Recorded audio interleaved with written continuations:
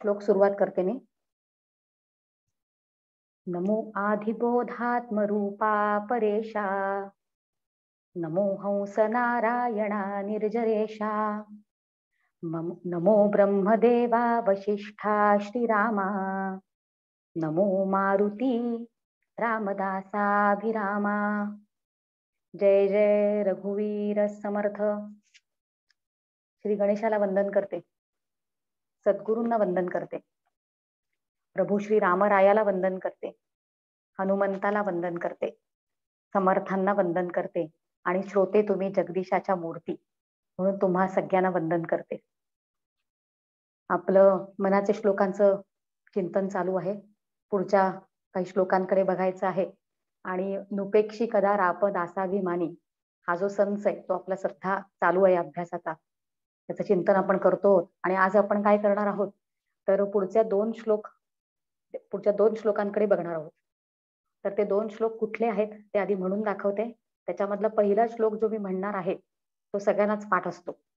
म्हणजे इतर बाकीचे अगदी पहिला मनाचा श्लोक जरी नाही आला तरी हा आत्ता श्लोक जो मी घेणार आहे तो अगदी सगळ्यांना पाठ असतो. तो 30वा श्लोक आणि त्याच्या पुढचा 31वा श्लोक असे दोन श्लोक. म्हणजे त्याच्या पुढचा श्लोक घ्यावा का असा मला मोह होत होता आज. म्हणजे अहिल्या शिळे राघवे मुक्त केली तो पुढचा श्लोक आहे 32वा. तो आज अगदी घ्यावासा वाटत होता. पण या दोन श्लोकांवरच इतकं मटेरियल मिळालं आणि इतका काही अभ्यास झाला या दोन श्लोकांवर तर तो इकडे त्याचं चिंतन इकडे मांडण्यासाठी मग तो पुढचा श्लोक आपण पुढच्या वेळेला ठेवतो आहोत. म्हणून पुढच्या वेळेला पण आपल्याला वेगवेगळ्या पद्धतीने ते अहिल्या शिळे राघवे मुक्त केली हे काय काय शिकवणार आहे हे आपण पुढच्या महिन्यात बघणार आहोत. पण आज मात्र हा प्रसिद्ध श्लोक आधी जो आहे 30वा तो आधी म्हणते आणि त्याचा पुढचा 31वा मनाचा श्लोक हे दोन श्लोक आज आपण घेणार आहोत. आधी श्लोक म्हणून दाखवते. समर्थाची या सेवका वक्र पाहे, असा सर्व भूमंडळी कोण आहे, जयाची लीला वर्णिती लोकतिन्ही, नुपेक्षी कदा रामदासाभिमानी. हा 30वा मनाचा श्लोक. याच्यावर चिंतन आज आपण करणार आहोत. आणि त्याचा पुढचा जो आहे. महासंकटी सोडिले देव जेणे, प्रतापे बळे आगळा सर्व गुणे, जया ते स्मरे शैलजा शूलपाणी, नुपेक्षी कदा रामदासाभिमानी. तर आपल्याला काय करायचं तर आज या दोन श्लोकांवर आपल्याला चिंतन करायचं आहे. आणि हा आत्ताचा जो पहिला आपण मी म्हटलं की तो प्रसिद्ध श्लोक आहे. आणि तो प्रसिद्ध या कारणासाठी आहे की तो प्रभावी आहे. म्हणजे जेव्हा आपण तो श्लोक म्हणतो फक्त म्हणायला जेव्हा आपण लागतो तेव्हा काय होतं की आपण हा श्लोक फक्त आपण सगळ्यांनी अनुभवला असेल बघा. आपण सगळेजण हा श्लोक जेव्हा फक्त स्वच्छ खड्या आणि जोरात असं म्हणतो फक्त मुखाने म्हटला तरी आपल्या समोर काय होतं माहितीये का. आपल्या समोर स्वतः समर्थ उभे आहेत आणि धीर गंभीर आवाजात ते आपल्याला जणू हा श्लोक सांगत आहेत स्वतः. आणि त्यांच्या हातात एक कुबडी आहे, उजवा हात त्यांनी वर केला आहे. हे सगळं चित्र आपल्या डोळ्यासमोर उभं राहतं. आणि जे तळमळणारे जीव आहेत त्या तळमळणाऱ्या जीवांना जणू ते सांगत आहेत की समर्थाची या सेवका वक्र पाहे, की तुझ्याकडे कोणीही वक्र नजरेने पाहू शकणार नाही. समर्थाच्या सेवकाकडे कोणीच वक्र नजरेने पाहू शकत नाही असं जणू ते आपल्याला सांगतायत समर्थ स्वतः त्यांच्या आवाजामध्ये. म्हणजे जे तळमळणारे जीव आहेत त्यांना ते धीर देत आहेत, त्यांना ते आश्वासन देत आहेत, त्यांना ते जर कुठे ते खाली पडले असेल त्यांना वर उचलू पाहतायत असा सगळा भाव आपल्या मनात निर्माण होतो जेव्हा हा श्लोक फक्त आपण आपल्या मुखाने उच्चारतो.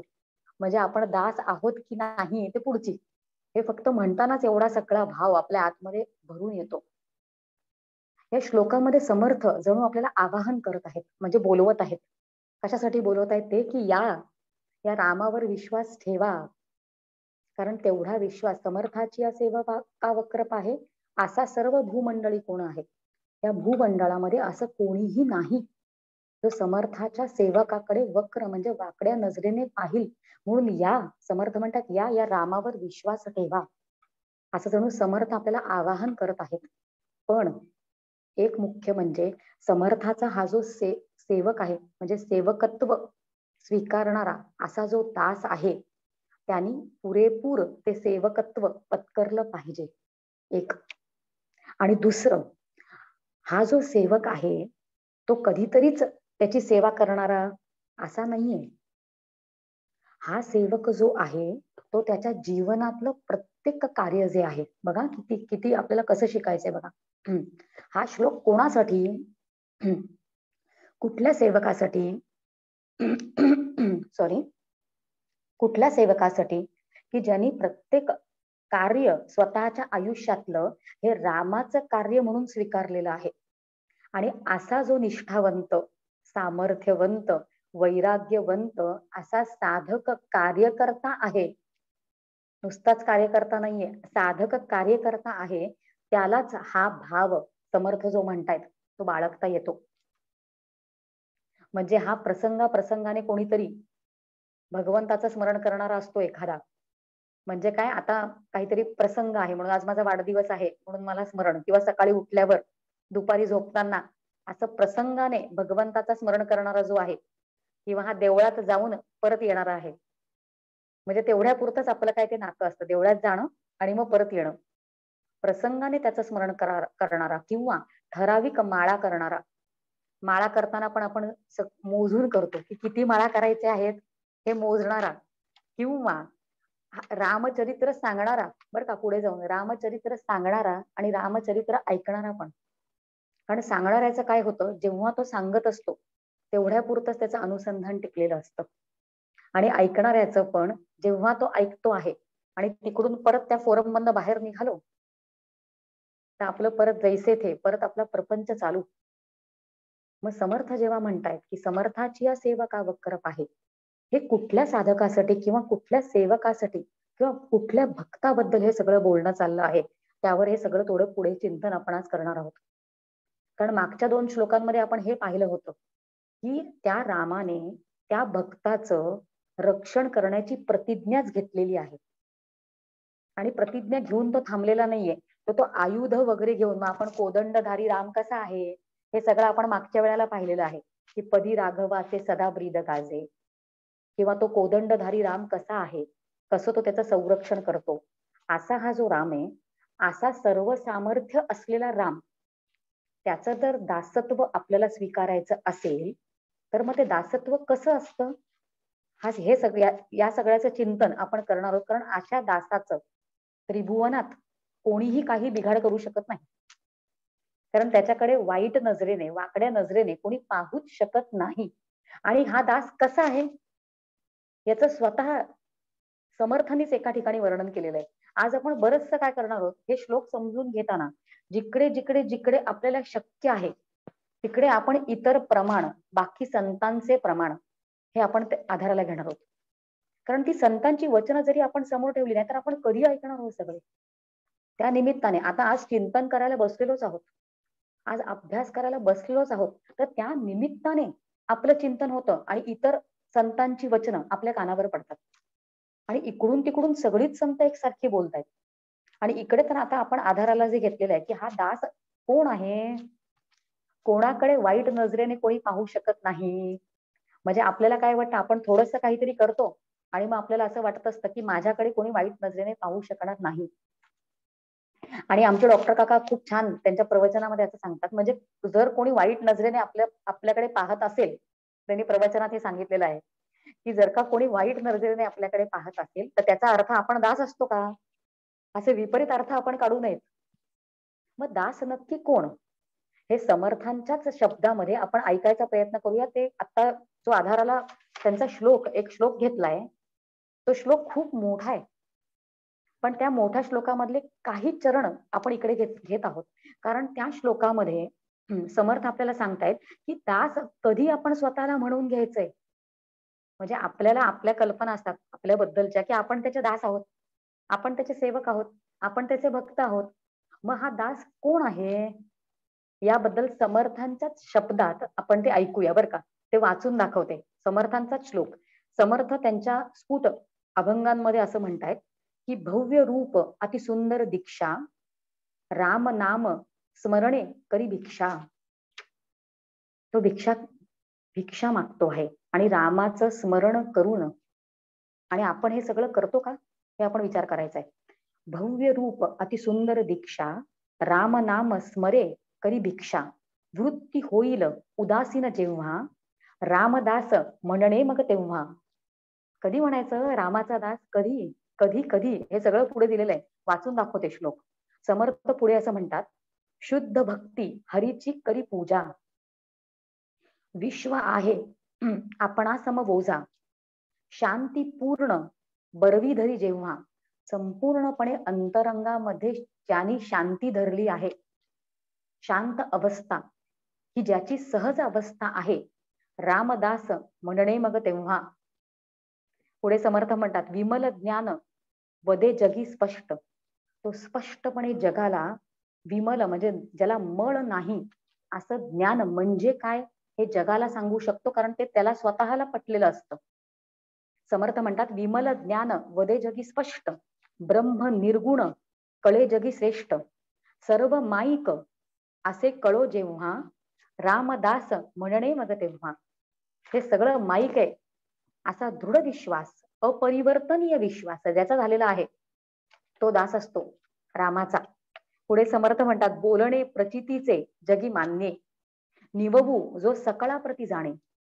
तो सगळ्यांना निववू शकतो, तो बाहेर जाऊन काम करू शकतोय. तो मी बरा, माझं ब्रह्म बरं असा तो एका ठिकाणी बसलेला नाहीये समर्थांचा दास. तो बाहेर गेलाय. प्रचिती त्याला जी आलेली आहे ती लोकांना पण पटलेली आहे. तो लोकांना पटवू शकतोय त्याला जे सांगायचंय ते. असा हा दास आहे. समर्थांचा महंतच जणू आपण ऐकतोय. आणि हा महंत हा दासच आहे. हा अनुभवी आहे, हा साक्षात्कारी आहे. आणि हा परत एवढं सगळं असून तो दास पण आहे. समर्थ म्हणतात, बोलणे प्रचितीचे जगी मान्ये, निववू जो सकळा प्रती जाणे, वांछित जन सज्जन जेव्हा, रामदास म्हणणे मग तेव्हा. आणि शेवटी घेतलंय, निश्चये करी राम उपासना, राम नाव राम नवमी रघोत्तम पूजना. तो रामनवमीचा उत्सव करतो, म्हणजे तो इतर पण उत्सव साजरे करतो. त्या उत्सवांमध्ये तो सगळ्यांना सामील करून घेतो आणि भव्य पद्धतीने सगळं करतो. तृप्त होती द्विज याचक जेव्हा, रामदास म्हणणे मग तेव्हा. हा किती मोठा अर्थ झाला. कारण आपण आपल्याला दास समजत असतो आणि असे दास जेव्हा आपण होतो, मग त्याला हे म्हणता येतं, त्याच्या मुखात हे बळ असतं. कुठलं, की समर्थाची या सेवका वक्रप आहे असा सर्व भूमंडळी कोण आहे. आणि वक्र इतर लोकांनी पाहणं सोडा, म्हणजे आपण इतर लोकांनी आपल्याकडे वाईट नजरेने पाहू शकत नाही असा अर्थ तर आपण घ्यायचाच आहे. पण बऱ्याच वेळा आपणच आपल्याकडे वाईट नजरेने पाहत असतो. जर आपण दास असू तर तो आपल्याला आपल्याकडे स्वतःकडे पण वाईट नजरेने पाहू देऊ देत नाही असा अर्थ आपण समजून घ्यायचा आहे. आणि हे समजून कसं घ्यायचं, हे समजून घ्यायला आपण समर्थांचंच उदाहरण बघतोय. पण समर्थांचं जर आपण चरित्राकडे पाहिलं, आपण मुद्दाम थोडा वेळ जास्त आज समर्थांबद्दल बोलणार आहोत किंवा ऐकणार आहोत. त्याचं कारण असं की पुढच्या आठवड्यामध्ये दासनवमी आहे आणि हे 9 दिवस म्हणजे 25 तारखेला दासनवमी आहे. आणि हे सगळे आता खरं म्हणजे नवमीचे दिवस आहेत.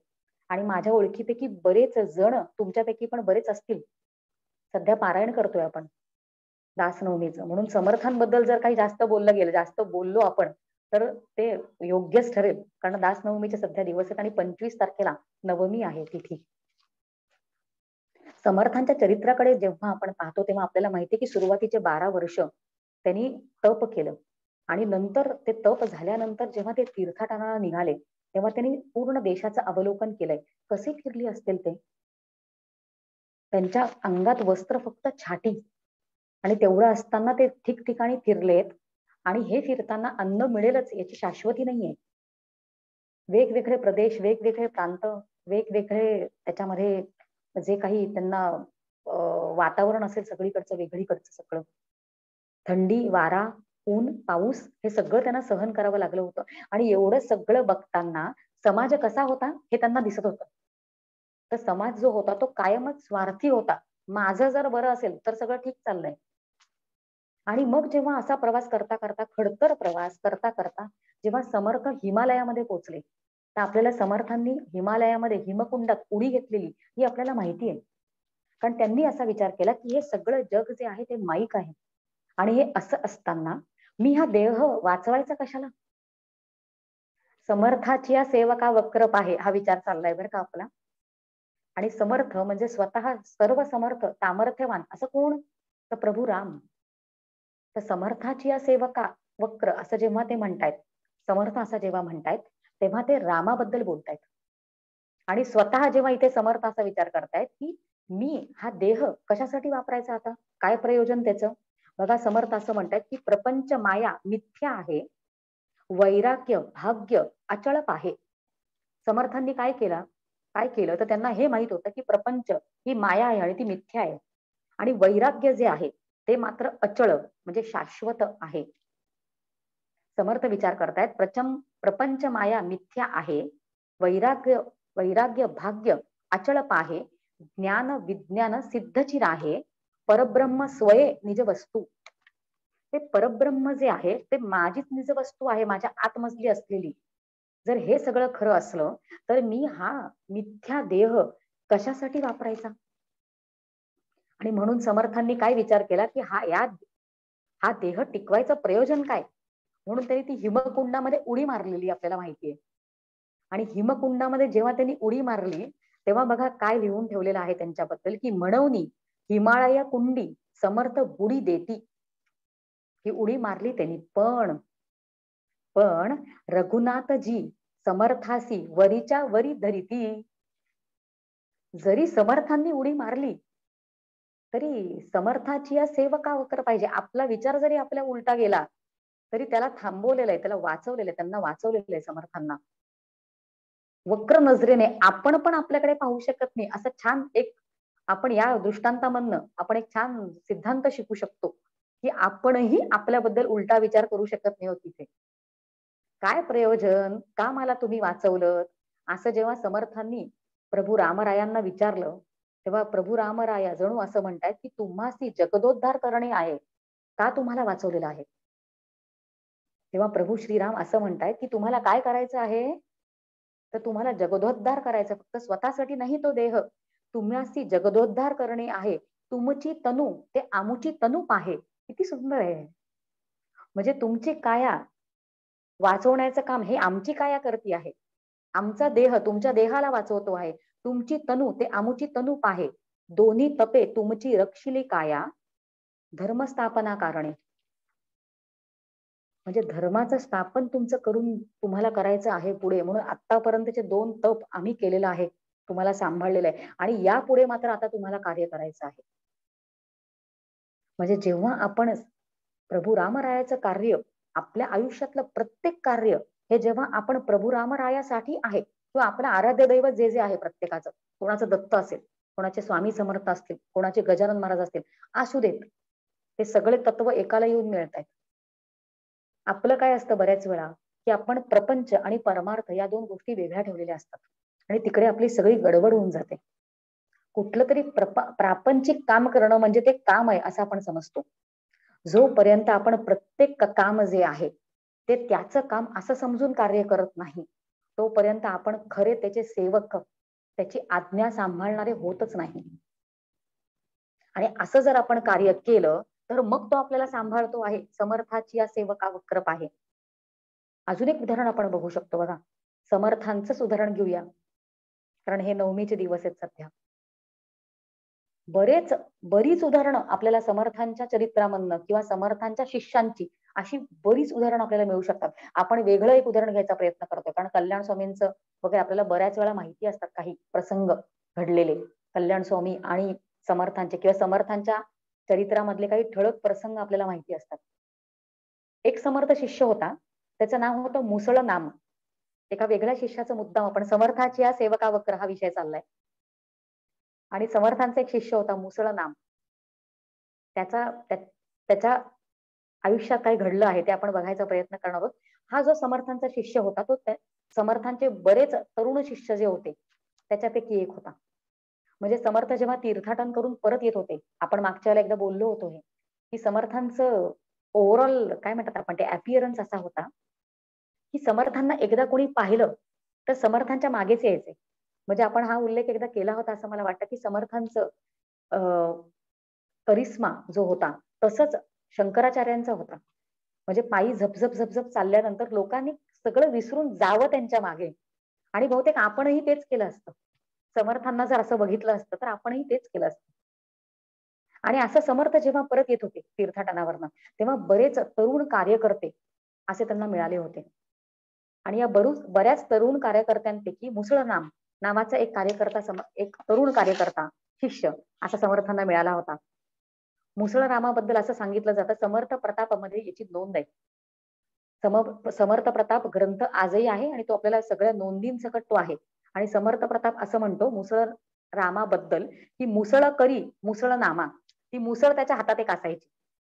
म्हणजे त्या मुसळ रामाचं नाव का मुसळराम पडलं, कारण त्या शिष्याकडे त्याचं नाव राम असेल, त्याच्या हातात नेहमी एक मुसळ असायची. तर मुसळ करी मुसळ नामा, त्याचं नाम का पडलं ती मुसळीमुळे. मुसळ करी मुसळ नामा, मुसळी हनुमानाचा दावी महिमा. ही मुसळ जी त्याच्या हातात होती ना, ती हनुमानाचा महिमा दाखवणारी होती, असं समर्थ प्रतापकार म्हणतात. पुढे असं ते म्हणतात की गंगातीरी धोंडरीत सामर्थ्य सीमा. धोंडरीत म्हणजे धोंडराई नावाचं गाव होतं. आणि गंगातीरी म्हणजे गोदावरीच्या शेजारी होतं ते, आणि गोदावरीचा एकदा पूर आला होता त्याला. आणि त्या गावामध्ये पूर आला असताना पण त्या नदीमध्ये मुसळ त्यांनी उभी केली होती त्याच्या हातात असलेली त्या रामाने. आणि सगळं गाव जरी वाहून गेलं तरी ती मुसळ तशीच्या तशी उभी होती, त्यांनी जी रोवली होती तिथे या रामाने. म्हणून तेव्हापासून त्याचं नाव मुसळ नाम रामा, तर मुसळराम असं त्याचं नाव पडलं होतं. म्हणजे गंगातीरी धोंडरीत सामर्थ्य सीमा महापुरी मुसळ रोविली, असं त्याच्याबद्दल समर्थ प्रताप मध्ये लिहिलेलं आहे.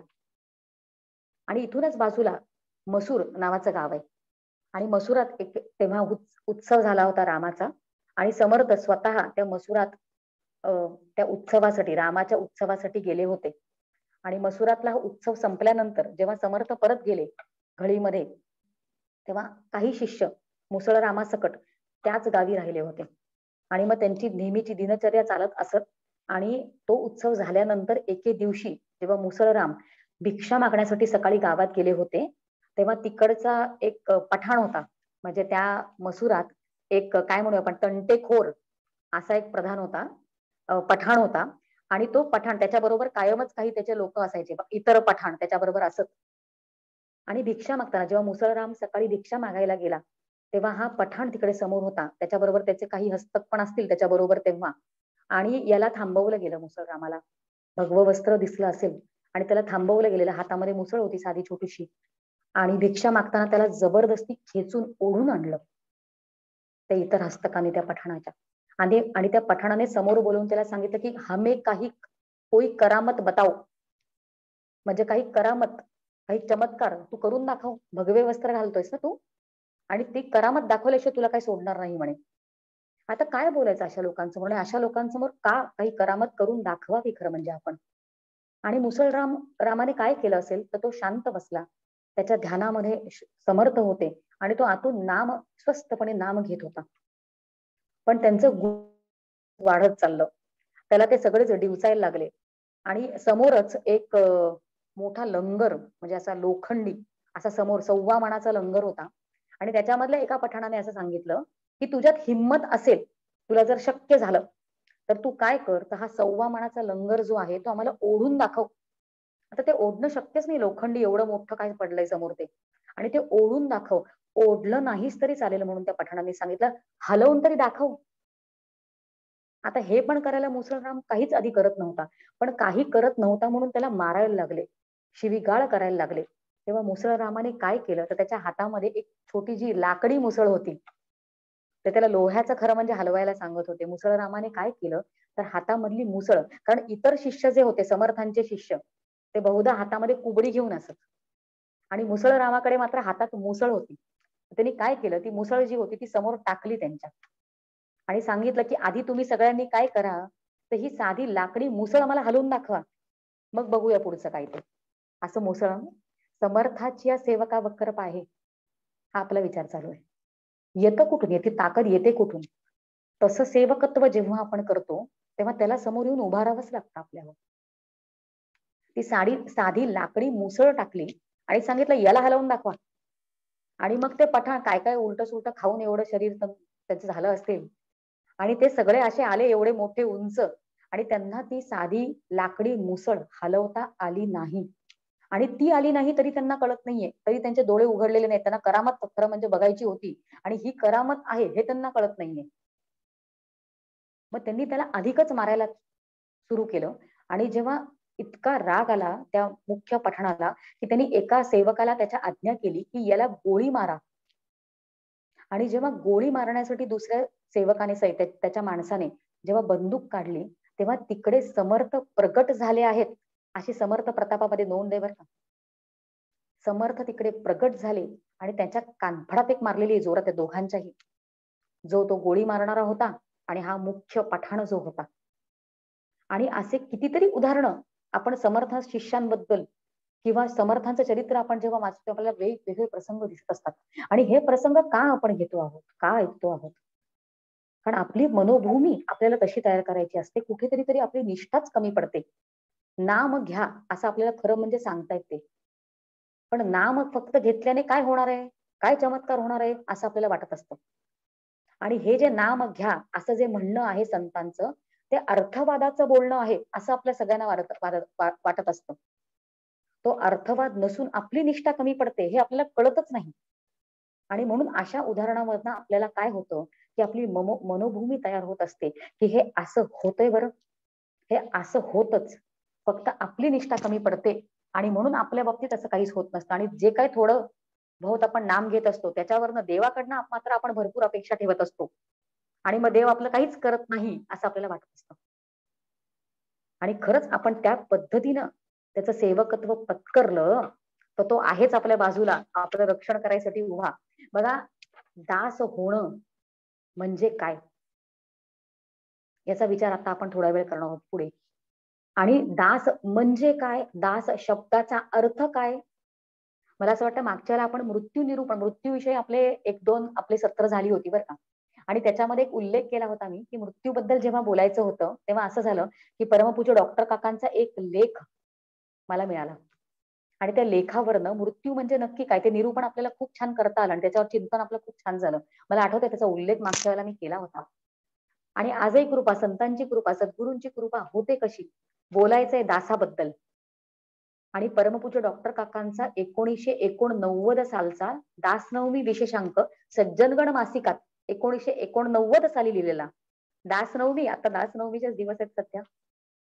दासनवमी विशेषांकामध्ये डॉक्टर काकांचा एक लेख आहे, त्याच्यामध्ये दासाचे 11 अर्थ परमपूज्य डॉक्टर काकांनी लिहिलेले आहेत. अजून काय वेगळा आपल्याला अनुभव येत असतो का हो? असं मुकुट घालून देव समोर आपल्या येतो का अनुभव द्यायला? एखाद्या विषयाचा अभ्यास करायचा, तो विषयाचा समोर येऊन उभं राहणं याच्यापेक्षा वेगळं काय असतं, वेगळा चमत्कार काय असतो? आणि आता आपण पुढे जे चिंतन करणार आहोत पुढच्या 10-1 मिनिटं, त्याच्यामध्ये त्या लेखामध्ये दासाचे जे 11 अर्थ सांगितलेले आहेत ते म्हणजे काय, त्याच्यावरनं आपल्याला दास होणं म्हणजे काय हे आपल्यालाच कळणार आहे, आपल्याला शिकायचंय त्याच्यामधनं. आणि अजून एक थोडंसं आउट ऑफ द ट्रॅक होईल पण बोलावंसं वाटतं या ज्या लेखांबद्दल या लेखाबद्दल जे सांगितलं. परमपूज्य डॉक्टर काकांचे आमच्यासारखे जे अनुग्रहित आहेत आम्ही सगळ्यांनी एकत्र आलेलो आहोत आम्ही. आणि एक वेदांत भास्कर .org नावाची एक वेबसाईट आमच्यासारख्याच सगळ्यांनी एकत्र येऊन तयार केलेली आहे. काय होतं, बरेचसे जण नंतर प्रवचन ऐकत असतात आणि याच्यामधनं जेवढा प्रचार होऊ शकतो तेवढा करायचा आहे म्हणून त्याचा उल्लेख करते की त्या वेबसाईटमध्ये एक आपण साहित्य नावाचा एक कॉलम त्याच्यामध्ये ठेवलेला आहे.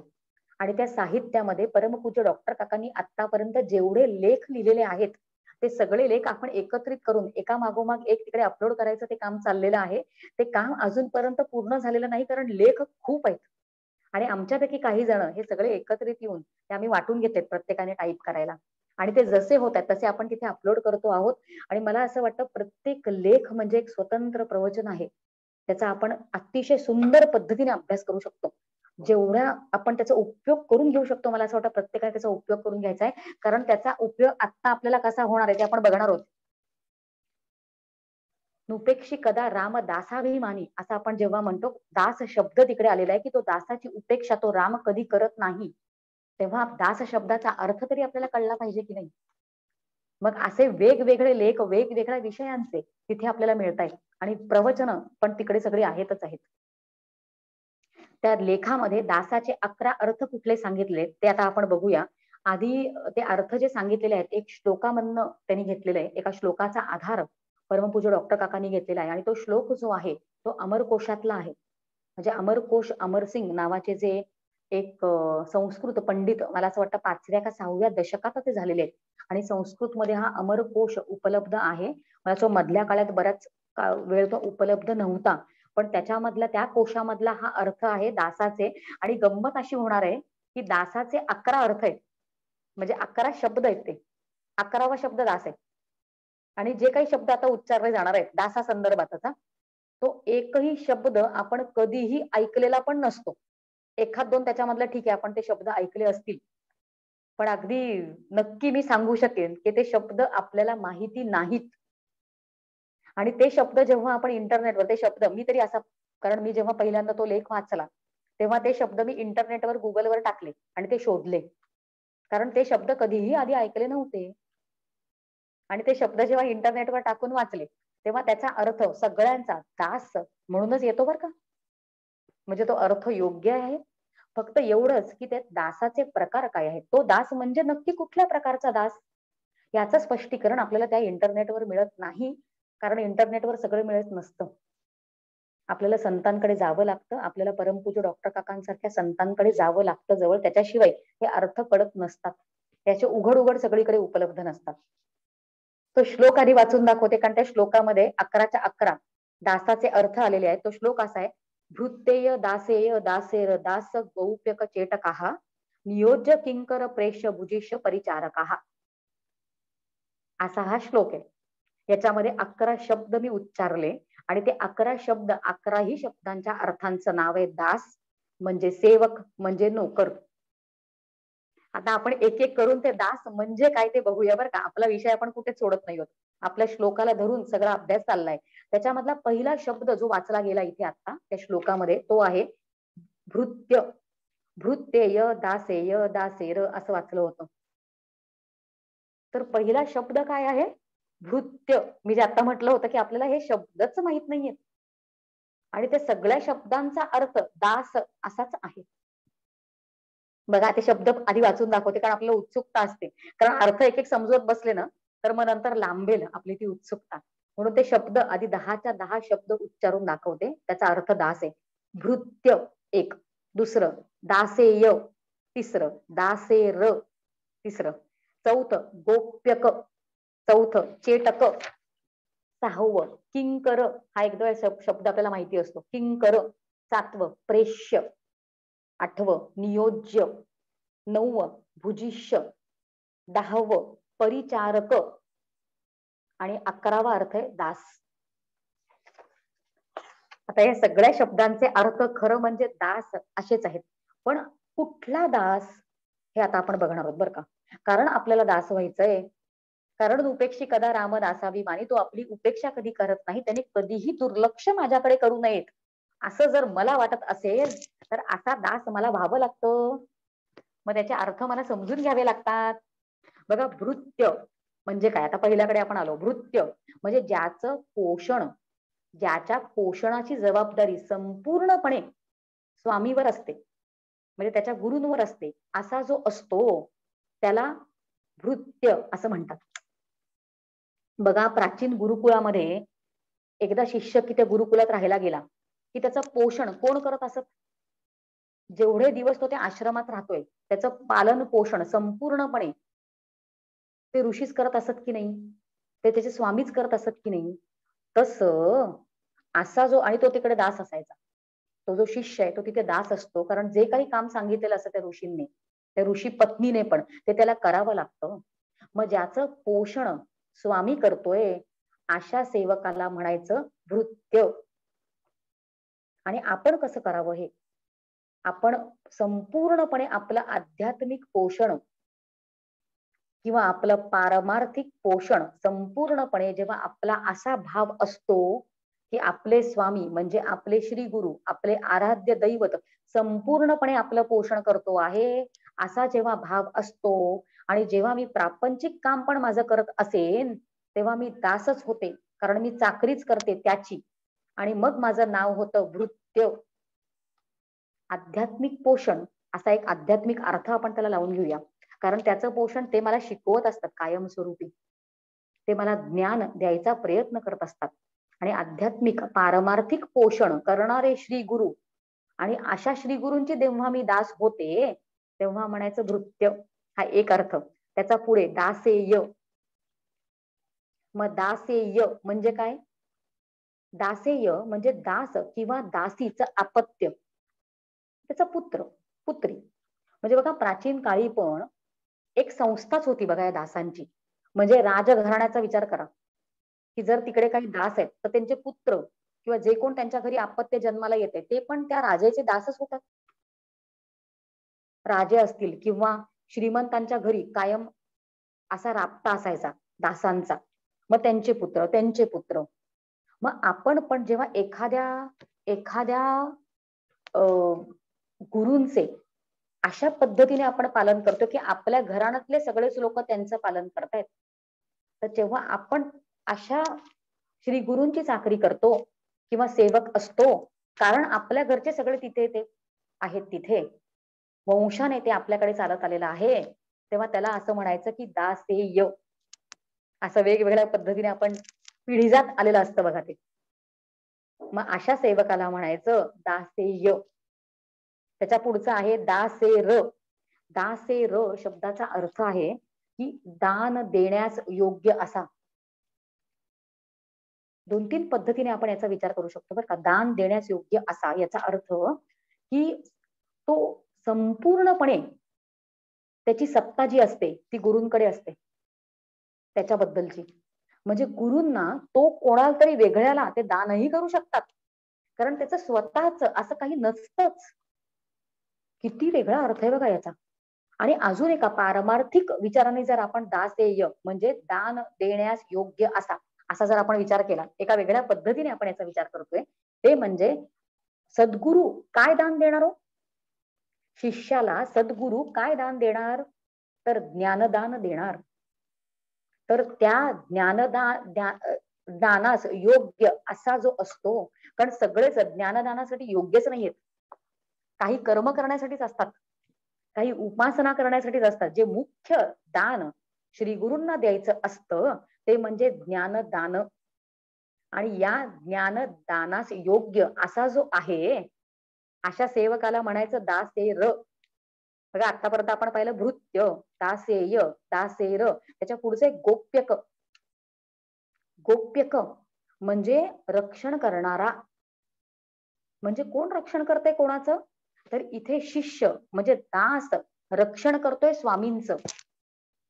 कितीतरी पद्धतीने आपल्याला हा विचार समजून घेता येईल. बघा आपण हनुमानाला जेव्हा बघितले, हनुमंताला, तेव्हा हनुमंताने प्रभू रामरायांचं रक्षण केलेलं आपल्याला दिसतं. कारण जे युद्ध झालं रावणाशी, तेव्हा रामाकडे या दशरथाकडे रावणाकडे मायावी रथ होता, पण रामाकडे रथच नाही. मग रामाने काय केलेलं आपल्याला दिसतं. बऱ्याच वेळा उल्लेख असा आहे की हनुमंताच्या पाठीवर बसून, कारण हा वर गेला तर जायचं कसं वर, मग हनुमंताने उडी मारायची आणि युद्ध करायचं. आता इथे रक्षण कोणी केलं? म्हणजे स्वामीचं रक्षण कोणी केलं? तर स्वामीचं रक्षण दासाने केलेलं आहे. बऱ्याच वेगवेगळ्या पद्धतीने. आपल्याला अजून एक कथा माहिती आहे ती म्हणजे पद्मपाद जे होते, नाही पूर्ण कथा घेऊ शकणार कारण आपल्याला वेगवेगळे अर्थ घ्यायचे आणि पुढच्या श्लोकाकडे पण जायचे आपल्याला. पद्मपाद म्हणजे शंकराचार्यांचे जे शिष्य होते ते एकदा झोपले होते. नाही पूर्ण कथा घेते, ज्यांना अतिशय सुंदर कथा आहे. आपण इथे कधी घेतली होती की नाही मला आठवत नाही, पण आता ती इकडे आठवली. आता गोप्यक म्हणजे दास रक्षण करतोय स्वामींचं. आणि आचार्यांना काही शाक्त उपासक ते घेऊन गेले आणि त्यांना बळी देणार होते रात्रीच्या वेळेला. रात्री 12 वाजता रात्री अंधारात जंगलामध्ये वनामध्ये काही शाक्त शक्तीचे उपासक अघोरी उपासना जे करणारे असतात ते नकळत, कोणाच्या नकळत आचार्यांना एकटेच घेऊन गेले आणि आचार्यांसारख्या सर्वज्ञ ब्रह्मविद ब्राह्मणाला ते बळी देणार होते. आणि इथे त्यांचे शिष्य हे झोपले होते गाढ झोपेत. आणि गाढ झोपेत पण आपल्या स्वामीला पकडून ठेवणं आतमध्ये, कारण एक सूक्ष्म अंतःकरण वृत्ती जी असते, आपण जेव्हा आध्यात्मिक दृष्टीने अभ्यास करतो, या सगळ्या शास्त्राचा अभ्यास करतो, तेव्हा आम्ही गाढ झोपलो होतो असं जेव्हा सकाळी उठून आपण म्हणतो की नाही, मग मी गाढ झोपलो होतो ते आठवलं कोणाला? कोणी नोंद त्याची घेतली? जर संपूर्ण सगळे लयाला गेले होते, अंतःकरण संपूर्ण लयाला गेलं होतं, तर नोंद कोणी घेतली नाही, त्या शास्त्राच्या विचारामध्ये जात नाही, कारण भक्तिप्रधान सगळे श्लोक आहेत. पण एक सूक्ष्म अंतःकरण वृत्ती जागी असते असं शास्त्र म्हणतं, आणि त्या वृत्तीने आपण स्वामीला पकडून ठेवायचं असतं असं शास्त्र म्हणतंय. काय लेवल पर्यंत भक्ती करायची असते हो, काय लेवल पर्यंत दास. ऐकावं आपण हे सगळं. आणि गाढ झोपेत पण आचार्यांना मारायला घेऊन गेलेले आहेत. म्हणून त्या क्षणी ते तिकडे प्रगट झाले, शिष्य प्रगट झालाय तिथे. मगाशी आपण स्वामी प्रगट झाले दासासाठी असं पाहिलं आपण. इथे दास प्रगट झालाय स्वामीसाठी, रक्षणासाठी. किती कथा ऐकाव्यात आपण. म्हणजे इथे गोप्यक म्हणजे रक्षण, आपण रक्षण करायचं आहे, आणि आपण छोट्या छोट्या प्रमाणात करतो. आम्ही आमच्या श्री गुरूंकडे जेव्हा जातो तेव्हा त्यांचे पाय चेपून द्यायचा प्रयत्न करतो, त्यांना त्यांना खायला छान बनवून द्यायचा प्रयत्न करतो, त्यांना बसायला व्यवस्थित जागा, एवढंच एवढंच रक्षणाचं आमचं एवढंच आहे. त्याच्यावरचं करताच येत नाही आपल्याला, माहितच नसतात गोष्टी अशा करायच्या असतात त्या. ह्याच्यावरनं पण आपल्याला गोप्यक म्हणजे काय हे कळतं. त्याच्या पुढचं आहे चेटक. चेटक म्हणजे कुठेही पाठवण्यासारखा, निरोप्या असं आपण म्हणूया. आणि ते निरोप म्हणजे समर्थांचा चेटक कोण होता, तर दिवाकर स्वामी हे समर्थांचे चेटक होते. कारण सगळे निरोप जे पोचवायचे असतात ते महत्वाचे असतात. समर्थांसारख्या ब्रह्मज्ञानाने फक्त एका जागी बसून एकांतात साधना नाही केली. त्यांचा प्रपंच फक्त स्वतःचा, त्यांनी स्वतःचा प्रपंच नाही केला, त्यांनी ब्रह्मांडाचा प्रपंच केलाय. त्यांनी व्यष्टी संसार नाही मांडला, त्यांनी समष्टी संसार मांडलाय. मग कामं किती केली असतील. मग इकडून तिकडे निरोप काय कमी पोहोचाय, कामं कमी असतात का. आत्ताचे सद्गुरू आपण पाहिले किती प्रमाणात, किती मोठ्या प्रमाणात काम चालू आहे. आम्ही आमच्या सद्गुरूंबद्दल जर बोललो तर तिकडे शिवगडला प्रत्येक महिन्यात वेगवेगळी शिबिरं चालू आहेत. कामं नसतील का हो. मग तिकडे राहून जी कामं करता आहेत, जे इकडे तिकडे निरोप पाठवतायत, असे जे सेवक आहेत त्यांना काय म्हणायचं हे आपल्याला कळायला लागतं, की चेटक म्हणजे निरोप, म्हणजे कोठेही त्याला पाठवता येतं, जा तू हे काम कर असं जो करतो त्याला म्हणायचं चेटक. त्याच्या पुढचे किंकर. किंकर म्हणजे स्वामीसाठी काहीही जो करायला तयार होतो, काहीही. मग स्वतःच्या देहाचं बघतच नाही तो. आत्ताच एक 4-5 दिवसापूर्वी, मला असं बोलू नयेत पण आता बोलते आहे, 4-5 दिवसापूर्वी व्यासपीठावर बसून मान्य असतं काही बोललेलं, आयत्या वेळेला जो विषय आठवतो तो तिथून येतो असं म्हणायचं. एकांचा मला फोन आला. परमपूज्य डॉक्टर काकांच्या त्या शिष्य आहेत, आणि त्यांनी 2012 मध्ये अनुग्रह घेतात, 2021 चालू आहेत ना. आणि त्यांनी मला विचारलं की काकांना कधी भेटायचंय, मला त्यांना जाऊन भेटायचंय. कारण मी 2-3 दिवसात पुढे जाणार होते मागच्या महिन्यामध्ये, तेव्हा मला त्याच्या आधी 2-4 दिवस फोन येऊन गेला मी जायच्या अगोदर. आणि मग मी म्हटलं की तुम्ही येऊ शकता, ते भेटतात आपल्याला असं मी म्हंटल. तर म्हणे हो, मला नक्की त्यांच्याबद्दल काही माहित नाही, कारण 2012 नंतर मी त्यांना भेटलेलेच नाही. देहधारी सद्गुरू समोर असताना त्यांचा कसा उपयोग खरं म्हणजे आपण करून घ्यायचा असतो आपल्या जीवाने. पण एवढं सगळं असताना पण आपल्याला नाही हो बुद्धी होती तिथपर्यंत पोहोचायची. कारण काय असेल, तर माझा देह मला साथ देत नाही, घरचा प्रपंच आहे, नातवंड आहेत, माझा पायच दुखतो, माझा हातच दुखतो, हेच घेऊन आपण बसतो. आणि किंकर म्हणजे काहीही करण्यासाठी तयार, त्याच्यासाठी, त्या भगवंतासाठी त्याला आपण तयारच नसतो. आता लॉकडाऊन मध्ये मला आठवते की परमपूज्य मंदात यांचं पुण्यामध्ये प्रवचन झाली. आता हे जे मी पुढे बोलणार आहे, हे बोलण्याचा अधिकार परमपूज्य मंदाताईंना. फक्त त्या प्रवचनातलं युट्यूबवर अवेलेबल आहे ते प्रवचन, आपण ऐकू शकतो. त्या प्रवचनात त्यांनी आता लॉकडाऊन मध्ये जे सांगितलंय तेच फक्त मी इथे बोलते आहे एवढंच. परमपूज्य मंदाताईंनी सांगितलं, स्वतःची देहाची काळजी करत बसणारा लॉकडाऊन मध्ये स्पेसिफिकली जो कुठेही बाहेर घाबरत, त्याला जर का पंढरपूरला जायचं त्या साधकाला, त्या भक्ताला, आणि कोरोनामुळे तो स्वतःच्या देहाला घाबरून घरी बसलेला आहे, त्याला मंदाताईंनी प्रवचनात सांगितलं, कारण त्यांचा तो अधिकार. ते असं म्हणतात त्या भक्ताला, अरे निघ बाहेर, झाला करोना आणि मेलाच तरी चालेल, तिथे त्यांच्या पायात जाऊन मर, पण घरी घाबरून बसू नकोस. किंकर म्हणजे स्वतःच्या देहाचा काही स्वतःच उरतच नाही, त्याचं काही मागे पुढे पाहत नाही तो. काही कर्म करताना सद्गुरूंसाठी असा करणारा जो असतो त्याला म्हणायचं किंकर. आपल्याला कल्याण स्वामींची कथा माहितीये, म्हणजे गळू झाला आहे असं समर्थांनी दाखवलं, आणि ते गळू कोणीतरी ओढून घेतला, चोखून घेतला, तरच म्हणे माझा पाय दुखायचा कमी होईल. आणि बाकी सगळे शिष्य पळून गेले, आणि कल्याण स्वामींनी येऊन फक्त गळू चोखलाय हो श्री गुरूंचा. आणि त्यांना काय चाखायला मिळालं, गोड आंब्याचा रस त्यांना चाखायला मिळालेला आहे. पण आपण असं काही करायला जातच नाही, मागे पुढेच पाहतो कष्ट करताना. आणि जर काही केलंच, तिकडे जाऊन कर्म काही केलं, एखाद्या ठिकाणी झाडलोट केलं, तर लगेच फोटो काढतो तिथे, मी हे केलं असं जाऊन सांगतो. असा जो दास असतो तो किंकर नसतो. म्हणून किंकर म्हणजे काय, कुठल्या प्रकारचा दास आहे हे आपल्याला कळतं. त्याच्या पुढचा अर्थ प्रेष्य. प्रेष्य म्हणजे गुलाम. आणि गुलाम म्हणजे माऊलींने ज्ञानेश्वरीमध्ये असं सांगून ठेवलेलं की अगर्वता करावा दास्य सकळ. हा दास कसा असावा, तर त्याच्या ठिकाणी गर्वच नसावा, तो गुलामच असतो. कबीर महाराज पण म्हणतात की मैं गुलाम तुम साहेब मेरे. मी गुलाम आहे, मला सांगा काय असेल ते काम, मी गुलाम. मग हा गुलाम जो असतो त्याला म्हणायचं प्रेष्य. त्याच्या पुढचा आहे नियोज्य. नियोज्य म्हणजे योजना करण्यासारखा. म्हणजे कोणतीही जर त्याच्याकडे कामगिरी सोपवली तर तो योग्य पद्धतीने ते काम करू शकतो. आणि कुठल्याही प्रकारचं काम. बरं म्हणजे समर्थांनी किती मठ बांधली असतील हो. आपल्या आयुष्यात एक देऊळ आपण घरा बाजूला बांधायचं ठरवलं समजा, बर का, तर ते किती लोक जमा करावी लागतील, त्याला किती परमिशन्स लागतील आणि काय काय काय काय मनधरणी करावी लागतील लोकांची, एक देऊळ घराच्या बाजूला बांधायचं म्हटलं तर. आणि समर्थांनी जर 1100 मठ बांधली असतील तर काय पद्धतीने लोकांनी योजना केली असेल त्याचा विचार करा. म्हणजे कल्याण स्वामींचं परत पटकन नाव समोर येतं. म्हणजे हंडा भरून पाणी उचलून आणायचं काम पण त्यांनीच केलेलं आहे. बघा किती विरोधाची काम आहेत. हंडा उचलून काय, तो हंडा जर आपण पाहिला तो कसा उचलला असेल त्यांनी काय माहिती. आज सज्जनगडावर आपल्याला ते दिसतं. समर्थांबद्दल जास्त बोललं जातंय बरं का, तेच बोलवून घेत आहेत. म्हणजे हंडा भरून उचलून पाणी आणायचं काम पण त्यांनीच केलं.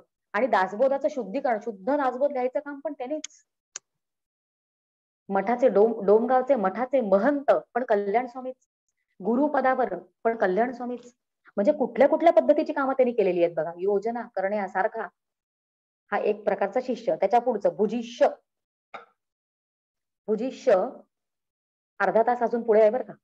आपण 1.25 तास घेत असतो आणि अजून अर्धा तास मला दिसतोय. म्हणजे पुढच्या श्लोकाकडे माझं लक्ष आणि इकडे याच्या पुढे जावत नाहीये. कारण असे विषय कधी घेणार हो आपण. आत्ता नाही घेतले आपण असे विषय, तर आपण कधी घेणार हे विषय आणि कधी बघणार या सगळ्या अर्थांकडे. आणि बघितलंच नाही तर आत्मसात कसे करता येतील ते सगळे गुण आपल्याला. एक अर्थ आहे भुजिष्य. आणि भुजिष्य म्हणजे स्वामींचं उच्चिष्ट खाणारा. म्हणजे स्वामींचं उष्ट खाणारा. याचा अर्थ काय, म्हणजे बघा तो जो शिष्य असतो त्यांनी काय करावं खरं म्हणजे, की त्यांनी भिक्षेवर राहावं. मग त्या शिष्य तो काय करत असत तेव्हा, की त्यांनी बाहेर जावं, त्यांनी भिक्षा मागावी आणि ते भिक्षा गोळा करून आणल्यावर ती भिक्षा त्यांनी संपूर्णपणे स्वामींना द्यावी आणि स्वामींनी ती ठेवून घ्यावी स्वतःसाठी. आणि त्याच्यामधली उरलेली जी भिक्षा असते त्यांनीच शिष्यानेच आणलेली आहे, त्याच्यामधली उरलेली जी भिक्षा असते ती ते त्या शिष्याला देणार. आणि ती उरलेली जी त्यांनी दिलेली असते ती त्याच्यावर आपण संतुष्ट राहणं. आणि असा जो राहणारा जो आहे त्या शिष्याला, म्हणजे स्वामींचं उच्चिष्ट खातोय आपण, म्हणजे स्वामींनी दिलेलं आपण खातोय, त्याच्यावर तेवढ्यावर जो संतुष्ट राहतोय त्याला म्हणायचं भुजिष्य. हा एक अर्थ झाला. पण आपण बरेचसे अर्थ जे आहेत ते आपण पारमार्थिक अर्थ त्याचे समजून घ्यायचा प्रयत्न करतोय. बघा समर्थांचा परत आपण आधार घेणार आहोत. आज आपल्याला समर्थ आधाराला आहेतच. समर्थांच्या चरित्रामध्ये असा उल्लेख आहे की एकदा कीर्तन करत असताना, समर्थांच्या कीर्तनाला किती लोक समोर असतील बघा तुम्ही, आणि काय समर्थांचा आवाज असेल, कसे असतील समर्थ उभे राहून, कसं समर्थ त्यांना माईक नाही लागत समर्थांना. समर्थ कीर्तन स्वतः खुद्द करत होते. आणि एकदा कीर्तन करत असताना समर्थांनी कीर्तनात असा उल्लेख केला की आम्ही रांधतो. बघा ऐका, लक्ष देऊन ऐका. समर्थ असं म्हणतात की आम्ही रांधतो, म्हणजे मी स्वयंपाक करतो, रांधणे स्वयंपाक बनवणे स्वतः, आम्ही रांधतो ते कल्याण सेवन करतो. आता कल्याण स्वामींबद्दल इकडे ते कीर्तनात सांगतायत सगळ्यांसमोर. एकतर बाकीच्या शिष्यांना रागच यायचा कल्याण स्वामींचा, लाड करण्यासारखेच होते, का प्रेम नसावं स्वामींचं त्याच्यावर, करतोच आहे कामगिरी तो तसे. पण इतर शिष्यांना काम न करता मात्र कल्याण स्वामींचा राग यायचा. आणि इथे कीर्तनामध्ये उभा राहून समर्थ सगळ्यांच्या समोर असं सांगतायत की आम्ही रांधतो ते कल्याण सेवन करतो. उलटीच गंगा म्हणजे इकडे गुरु काम करतायत आणि हा फक्त खायचं काम करतोय. आणि समर्थ सगळ्यांसमोर हे म्हणतायत बरं का कीर्तनात, की आम्ही रांधतो ते त्याचं सेवन कल्याण करतो आणि आम्हाला त्याचं उच्चिष्ट देतो. आणि ते दिल्यानंतर कीर्तनात रंग चढतो असं समर्थांनी सगळ्यांसमोर कीर्तनात सांगितलं. आणि हे सगळं ऐकल्यानंतर इतर सगळ्या शिष्यांमध्ये चर्चा सुरू झाली. लोक मागे बोलायला लागले. आणि ते फक्त कल्याणांबद्दलच बोलत नाहीत की तू उष्ट खायला देतोस समर्थांना, उलट चाललंय इकडे सगळं, तू कसं काय उष्ट खायला देतोस त्यांना. आणि लोक फक्त कल्याण स्वामींबद्दल बोलत नाही, तर लोक समर्थांबद्दल पण उलट बोलतात. प्रत्येक काळी सगळ्या पद्धतीचे लोक होतेच हो. समर्थांबद्दल असं बोलत होते लोक की हे असले कसले बुवा आहेत की आपल्या शिष्याचं उष्ट खातात. आणि हे सगळं जे बोलणं आहे इतर लोकांचं, हे समर्थांच्या कानावर पडत होतच. पण समर्थांना निंदा आणि स्तुती हे दोन्हीही समान असं होतं. आणि समर्थांचा असं बोलण्यामागचा भाव काय आहे तो इतरांना कळलाच नव्हता. कारण समर्थांना हे सांगायचं होतं की जेव्हा समर्थ म्हणतात की आम्ही रांधतो आणि त्याचं सेवन कल्याण करतो, याचा अर्थ असा, समर्थांना हे सांगायचं होतं की माझ्याकडनं जे वाङ्मय तयार होतंय, जे काही मी प्रवचनात सांगतोय, जे काही मला शिकवायचं आहे समोरच्याला, त्याचं सेवन तो करतो. म्हणजे माझ्याकडनं होणारं वाङ्मय तयार ते सगळं मुखतगत तो करतो आहे. त्याला सगळं ते योग्य पद्धतीने समजतं आहे. आणि जेव्हा कीर्तन करायला मी समोर उभा राहतो आणि तो समोर बसलेला असतो, एखादा एखादा मुद्दा मला आठवण करून द्यायचं, माझंच वाङ्मय मला आठवण करून द्यायचं काम तो करत असतो. म्हणजे त्याचं उष्ट मी खातो आहे असं समर्थांना म्हणायचं. आणि आता उच्चिष्ट खाणं, आपल्या गुरूंचं उच्चिष्ट खाणं म्हणजे काय याचा अर्थ इथे आपल्याला कळतोय. की आपल्या श्री गुरूंना जे आपल्याला शिकवायचं आहे ते आपण त्याचं सेवन करणं, त्यांनी तयार केलेलं त्याचं सेवन आपण करणं. कारण त्याचं सेवन त्यांनी केलेलंच आहे, त्या ज्ञानाचं सेवन त्यांनी केलेलंच आहे. आणि मग आपण त्याचं सेवन करणं म्हणजे खरं उच्चिष्ट खाणं असं आहे, असा अर्थ आपण इकडून समजून घ्यायचा आहे. आणि असं खाणारा जो आहे, असा दास कोण आहे, तर तो भुजिष्य. आणि त्याचा पुढचा आहे परिचारक. हा सुंदर अर्थ आहे. परिचारक म्हणजे तो तो आज्ञेसाठी दारात तिष्ठत उभा आहे. म्हणजे श्री गुरूंना हाक मारावीच लागत नाही, अरे इथे ये रे, हे माझं काम कर रे, असं श्री गुरूंना हाकच मारावी लागत नाही. कारण तो तिथे उभाच असतो. मला सांगा मी काय काम करावं. आठवतात की नाही आपल्याला हनुमंत इथे पुढे, लक्ष्मण 14 वर्ष झोपला नाहीये. कधी काय श्रीरामाला लागेल काही सांगता येत नाही, तो जागाच आहे तिथे. म्हणजे रामाने आतमध्ये जरी झोपलं तरी दारात तिष्ठत उभा असे हनुमंत होतेच. या शिष्यांबद्दल आपण ऐकावं, म्हणजे काहीतरी तरी आपण यांच्याकडनं शिकू. दारात तिष्ठत आज्ञेसाठी उभा राहणं, असा कोण असेल तर परिचारक. आणि शेवटचा आता आपण 10 अर्थ पाहिले बरं का. आणि 10वा शब्द जो आहे तो आहे दास.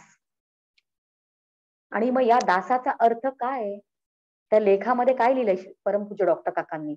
परमपूज्य डॉक्टर काका त्या लेखात असं लिहितात की वरील 10 गोष्टी ज्याच्याकडे आहेत त्याला म्हणायचं दास. आणि असा दास जो असतो त्याच्यासाठी समर्थाची या सेवका वक्रप आहे असा सर्व भूमंडळी गुण. आता आपल्याला कुठेतरी दास म्हणजे काय याची व्याप्ती कळायला लागते. आता आपण थोडाच वेळ उरला तो पुढच्या श्लोकाकडे जाऊया.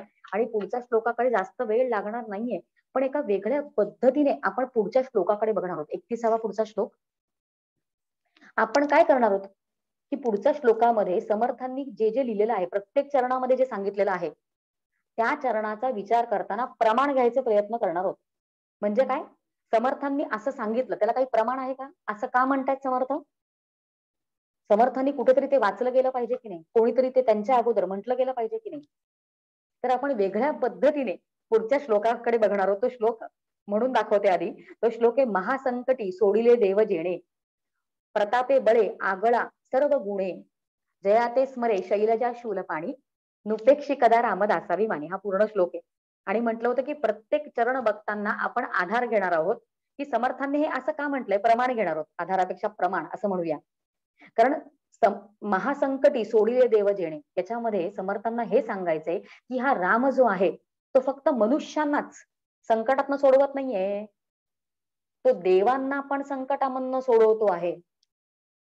मग महासंकटी सोडिले देव जेणे असं जेव्हा समर्थ म्हणतात तेव्हा कुठला आधार घेतलाय, कुठल्या प्रसंगाबद्दल समर्थ इकडे बोलतायत. कारण युद्ध जे झालं रामाचं आणि रावणाचं, तेव्हा रावणाने सगळ्या देवांना बंदी केलं होतं. आणि जेव्हा प्रभू राम जिंकले तेव्हा त्यांनी सगळ्या देवांना जे रावणाने बंदी केलं होतं तेव्हा सोडवलं गेलं त्यांना. याच्याबद्दल समर्थच एका ठिकाणी असं म्हणतात, समर्थांचाच समर्थाच्या श्लोकासाठी समजून घेण्यासाठी पहिला आधार जो आपण घेतोय तो इतर एका कवितेमध्ये समर्थांनीच लिहिलेला आहे की कुठल्या देवतांना काय करायला लावलं होतं. आता आपल्याला एक दोनच रेफरन्सेस माहिती आहेत, निदान मला तरी मुख्य वाल्मिकी रामायणामध्ये असे उल्लेख आलेले नाहीयेत. सगळ्यात पहिलं डायरेक्ट असा उल्लेख आलेला नाही. मग समर्थांना आधार तो काय? समर्थ उगाच बोलतायत का? समर्थ खोटं बोलतायत का? एका काव्यामध्ये, समर्थांच्याच काव्यामध्ये वेगळ्याकडे कुठल्या देवतांना काय काय कामाला लावलं होतं त्याच्याबद्दल समर्थ असं म्हणतात की समीर लोटितो खडे. समीर म्हणजे वायू, वारा, त्याला काय काम दिलं होतं? खडे लोटण्याचं काम, झाडण्याचं काम, केर काढण्याचं काम. आपल्याला समजत्याचं समजून घेऊ आपण. झाडू काढण्याचं काम, लोटण्याचं काम हे समीर म्हणजे वायू देवतेला दिलं होतं. समीर लोटितो खडे, वरुण घालितो सडे. वरुणाने काय काम करायचं आहे? तर योग्य पद्धतीने पाऊस पडायचं काम करायचंय. वरुण घालितो सडे, मयंक सावली धरी. मयंक म्हणजे चंद्र. चंद्राने काम काय करायचंय? तर त्या लंकेवर सावली धरायचं काम करायचंय. मयंक सावली धरी, मळीण पावकू हरी. पावकू म्हणजे अग्नी. मळ काढायचं काम जर कोण करत असेल तर ते अग्नीने करायचं आहे. पुढे समर्थ म्हणतात विधी विधीस धाकतो. विधी म्हणजे ब्रह्मदेव. विधी विधीस धाकतो, सुरेंद्र बाग राखतो. सुरेंद्र म्हणजे इंद्र, त्याने काय काम करायचंय? तर बाग राखायचं काम करायचंय. सुरेंद्र बाग राखतो, करावयास निग्रहो, भूमंडळीस विग्रहो. पुढे समर्थ असं म्हणतात की अखंड चाकरी करी.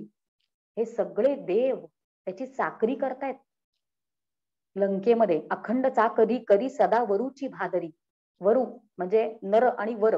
वर म्हणजे देव असं आपण श्रेष्ठ नर त्यांना आपण वर म्हणतो. भादरी म्हणजे भेदरल्यासारखे घाबरलेले ते सगळे जे देव आहेत ते. अखंड चाकरी करी सदा वरूची भादरी. सटी आरंधळी दळी म्हणजे सटी काय करते? ते दळण दळायचं काम करते.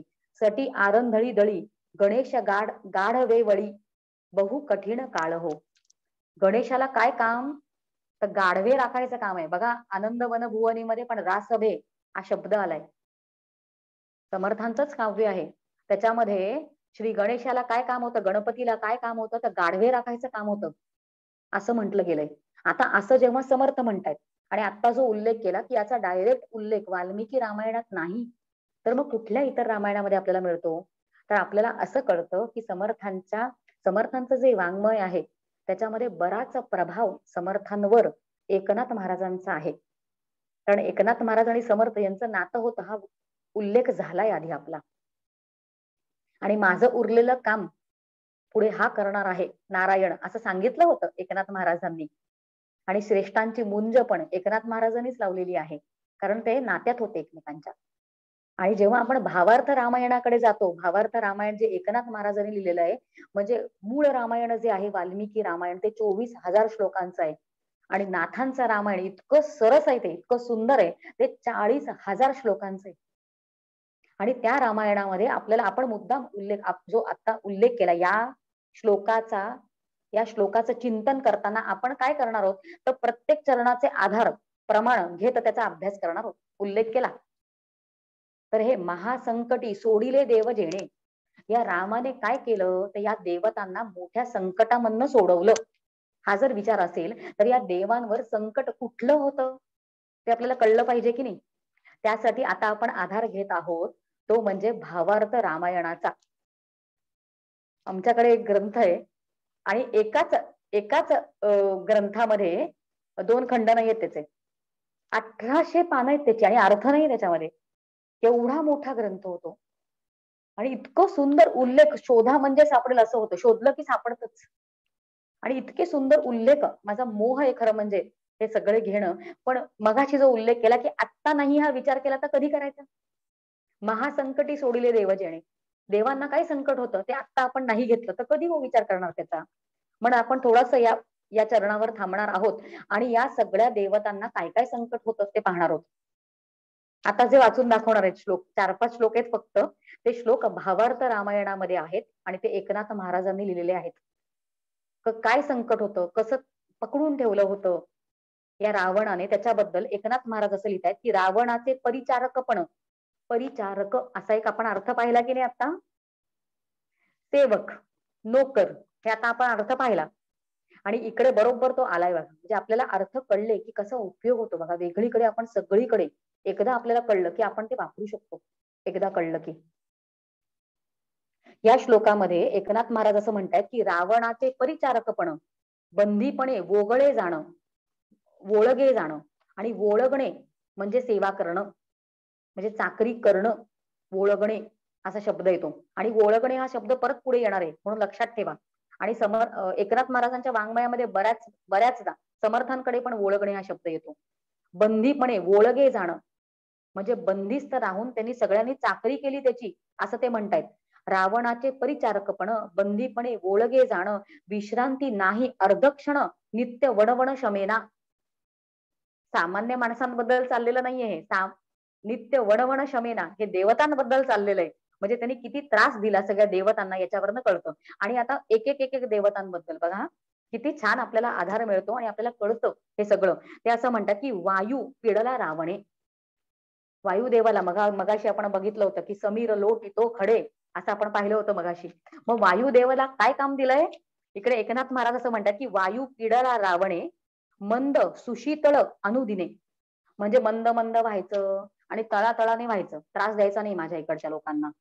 लंकेमधल्या लोकांना तुझ्या वाहण्याचा त्रास नाही, पण तू वाहिलं पण पाहिजेस अशा पद्धतीने. म्हणजे बघा काय दामटवतोय रावण इतर देवतांना. वायू पिढीला रावणे, मंद सुशीतळ अनुदिने, भोगी श्रम निवारणे, पुंजे झाडणे विषयांचे. म्हणजे जे सगळं पिंजरलेलं पसरलेलं असतं ते सगळे विषय ते झाडायचे हे काम कोणी करायचं, तर वायूने करायचं. पुढे कुबेर, वेगवेगळ्या देवतांबद्दल येणार आहे. आणि आपण जेव्हा असा विचार करू तेव्हा महासंकटी सोडिले देव जेणे, त्याचा अर्थ आपल्याला योग्य पद्धतीने कळणार आहे.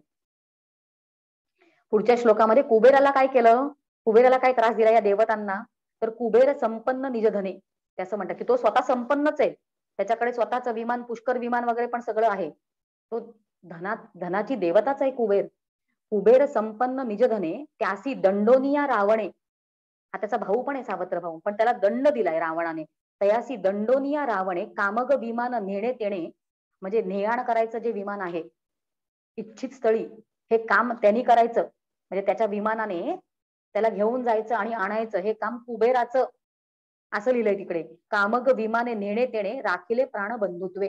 प्राण काही घेतला नाही, प्राण राखिला, कारण तो त्याचा बंधू होता, पण कामाला मात्र लावलंय त्याला. पुढे असं सांगितलंय की देवगुरु बृहस्पती. बृहस्पती हे जे देव होते ते काय आहेत, ते खरं कोण आहेत, तर ते सगळ्या देवतांचे गुरु आहेत. आणि अशा बृहस्पतींना काय काम लावलंय रावणाने, तर मला सतत काहीतरी चांगलं ऐकव, सारखं सारखं प्रवचन करत राहा, सारखं सारखं मला युक्ती प्रयुक्ती मला तू समजवत राहा, सगळं सगळं शास्त्र मला समजवत राहा. कारण हा दशानन जो होता तो शास्त्र जाणणारा होता. जाणलं कसं, यांच्याकडनं शिकून घेतलं. त्याच्याबद्दल बृहस्पतींबद्दल असं लिहिलेलं आहे की देवगुरु बृहस्पती धरोनी आणिले लंकापती, उपन्यास नित्य करीती. उपन्यास म्हणजे प्रवचन, मला काहीतरी ऐकवत राहा, उपन्यास नित्य करीती, युक्ती प्रयुक्ती पर्याये. म्हणजे वेगवेगळ्या गोष्टी सांगून वेगवेगळ्या युक्ती प्रयुक्तीने मला हे सगळं शास्त्र तू समजव, असं काम बृहस्पतीना. त्याच्या पुढे आज मगाशी आपण पाहिलं की गाढवे राखायचं काम, म्हणजे गणेश गाढवे वळी. म्हणजे बुद्धीची देवता जी आहे, काय काम केलं बघा रावणाने, बुद्धीची देवता जी आहे त्यांनी गाढवांना, म्हणजे ज्यांना बुद्धी नाही अशांना राखायचं, अशांना सांभाळायचं. एका वेगळ्या पद्धतीने आपण याचा विचार करूया की तिथे राहणारे जे सगळे अज्ञानी जन होते, राक्षसच होते सगळे, असुर होते, त्यांना सांभाळायचं आणि त्यांच्या मनामध्ये इच्छित जे होतं त्यांच्या इच्छा पूर्ण करायचं काम. याचा अर्थच गाढवांना राखायचं काम, असं आपण समजून घ्यायचं. आणि हे जे आता आपण बोललो हा अर्थ जो लावला तो आपल्याला पुढच्या श्लोकांमधनं कळतोय बघा कसा. एकनाथ महाराजांनी असं असं लिहिलंय गणपतीबद्दल, गणेशाबद्दल की सकळ सिद्धीचा दाता, विघ्नहर रासबे राखता. रासबे म्हणजे गाढवे राखायचं काम. सकळ सिद्धींचा दाता, विघ्नहर रासबे राखता, विषयाभिलाषाची या लाता बहुशोषिता शिणला. गाढवे खरं म्हणजे लाथा मारायचं काम करतात आणि यांना गाढवांना राखायचं काम तो करायचा. आणि ही गाढवं कुठली, तर विषयाभिलाषा म्हणजे विषयाची अभिलाषा ही त्यांची, हे त्यांच्या लाथा सोसायचं काम हे त्याला करावं लागलंय विघ्नहर्त्याला. पुढे असं ते म्हणतात की चिंतामणी मोरेश्वरा तुझं आणिले लंकापुरा माझ्या नगरींच्या समग्र अपेक्षित वरा सिद्ध देई. रावणाने काय सांगितलं होतं गणपतीला, की माझ्या नगरामध्ये जे काही मागतील त्यांचं ते अपेक्षित जे त्यांचं मागणं असेल ते तू पूर्ण केलं पाहिजेस. आणि हे पूर्ण करणं म्हणजे गाढवांना राखणं, हा अर्थ आपल्याला हे वाचल्यावर कळतं. म्हणजे गणेशाला काय, तर गणेश गाढवे वळी, हे समर्थांनी जे सांगितलंय ते एकनाथ महाराजांच्या श्लोकांमध्ये कसं आलेलं आपल्याला दिसून येतं बघा. पुढे काळ आतुडला रावणासी, म्हणजे सापडला. काळ म्हणजे कोण, यमदेवता, यमदेव तो सापडला रावणासी. त्रिकाळे ओळंगत समयेसी, ओळंगताचा अर्थ आपण पाहिला मगाशी. चाकरी करणे, त्रिकाळ तीनही काळ या यमाने काय करायचंय, तर याची चाकरी करायची. काळांतरीच्या कर्मासी अकाळेसी करीत असे. जे काळानुसार सगळं खरं म्हणजे होतं, हा सांगेल तो काळ, त्या काळी ते देवाने त्याचं ऐकायचं.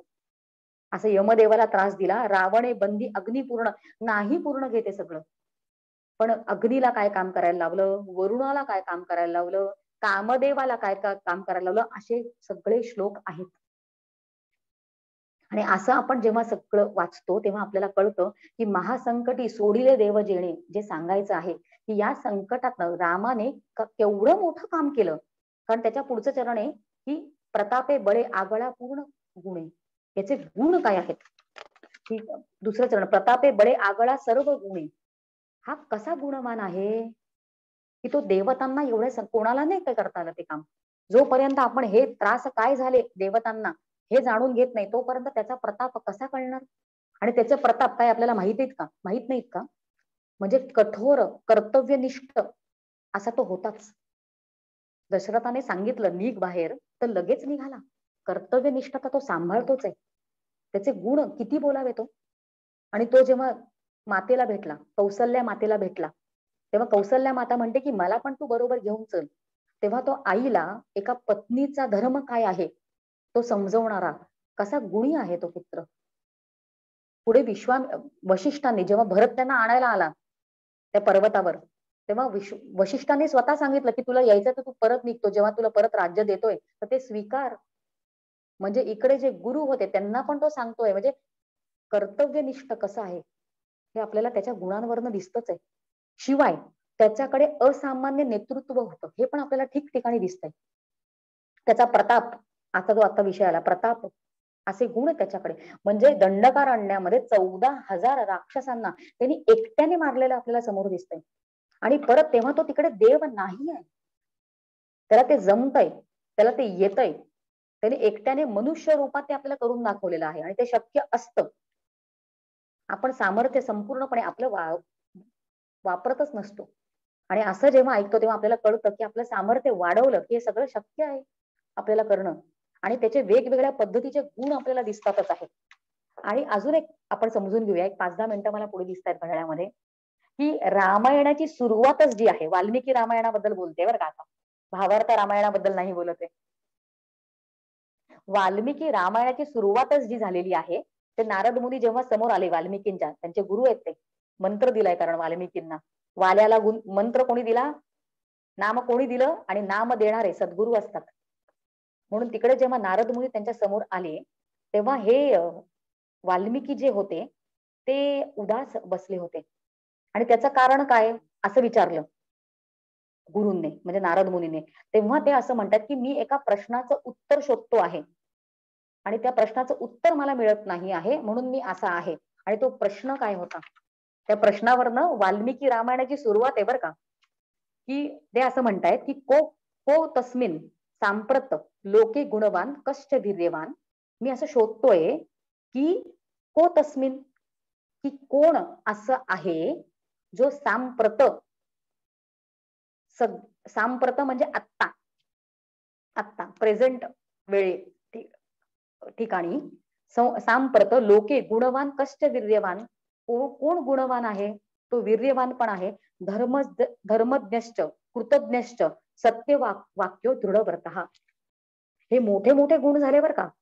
म्हणून एक लगेच आपण म्हणून टाकलं, पण धर्मज्ञश्च किंवा काय कृतज्ञश्च किंवा सत्यवाक्यो दृढव्रत असं कोण आहे? असं या भूतलावर बघा, साधा श्लोक दिसतो आहे पण त्याच्यामध्ये मेखा असतात.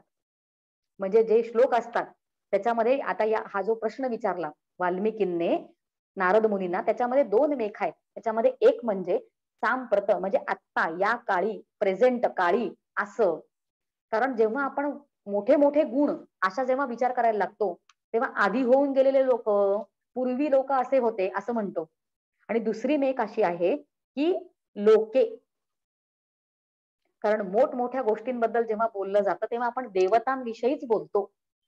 लोकांमध्ये म्हणजे मनुष्यांमध्ये हे सगळे गुण एकत्र आहेत, असा कोण आहे याचं उत्तर मला मिळत नाही आहे, म्हणून मी असा आहे. आणि त्याच्या प्रश्नाचं उत्तर लगेच नारद मुनीने असं दिलेलं आहे की इक्ष्वाकु वंशो प्रभवो रामो नाम जनेश्रुतः नियमात्मा महावीर्यो द्युतिमान धृतिमान वशी. म्हणजे हे सगळे गुण त्याच्याकडे आहेच आहेत, या रामाकडे, जो इक्ष्वाकु वंशामध्ये जन्माला आलेला आहे.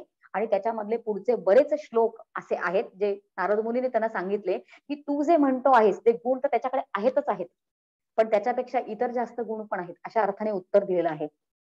त्याच्या गुणांचा उल्लेख झाला. आता आपण आधाराला जो श्लोक घेतलेला आहे तो श्लोक आहे प्रतापे बळे आगळा सर्व गुणे.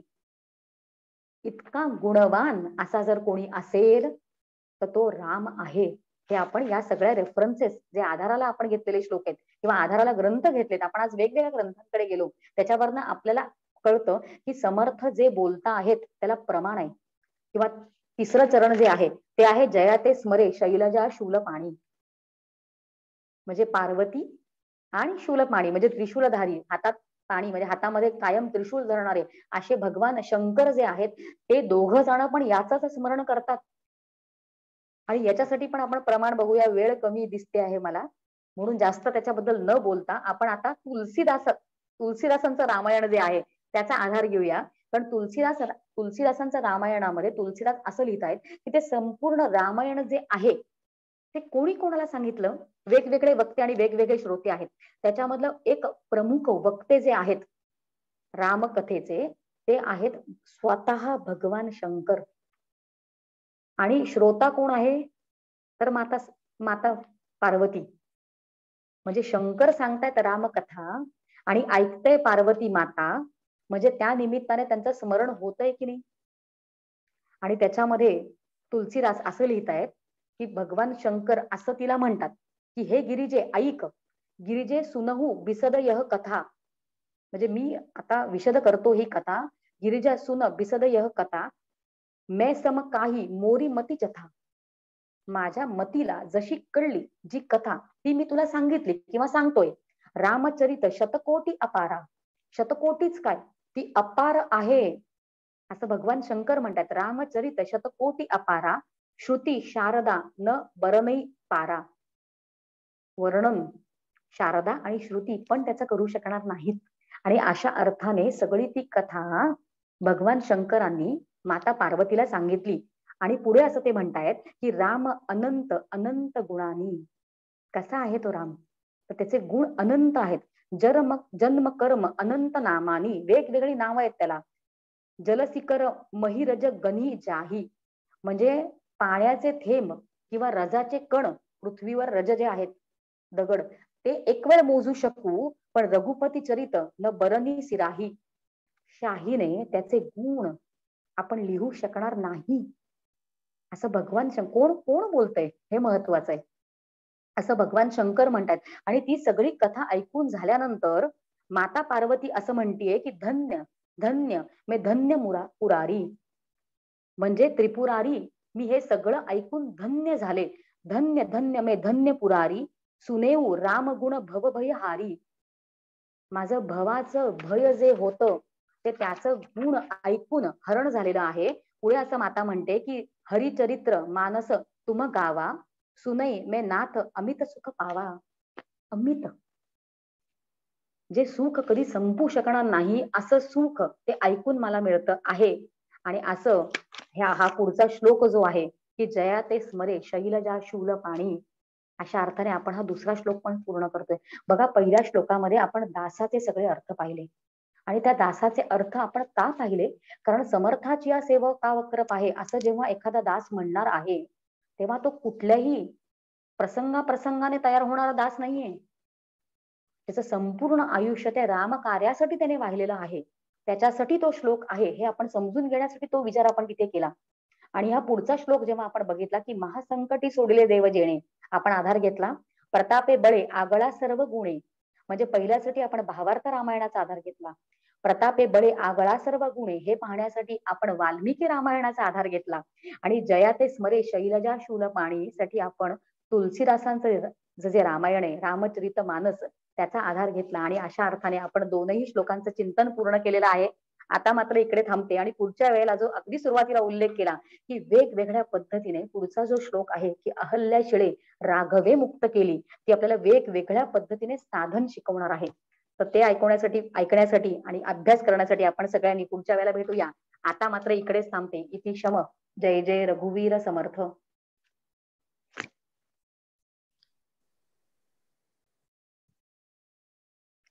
शांती मंत्र घेते शेवटचा. ओम पूर्णमद पूर्णमिदम पूर्णात पूर्णमुदच्छते पूर्णस्य पूर्णमायाय पूर्णमेवावशिष्यते. ओम शांती शांती शांती.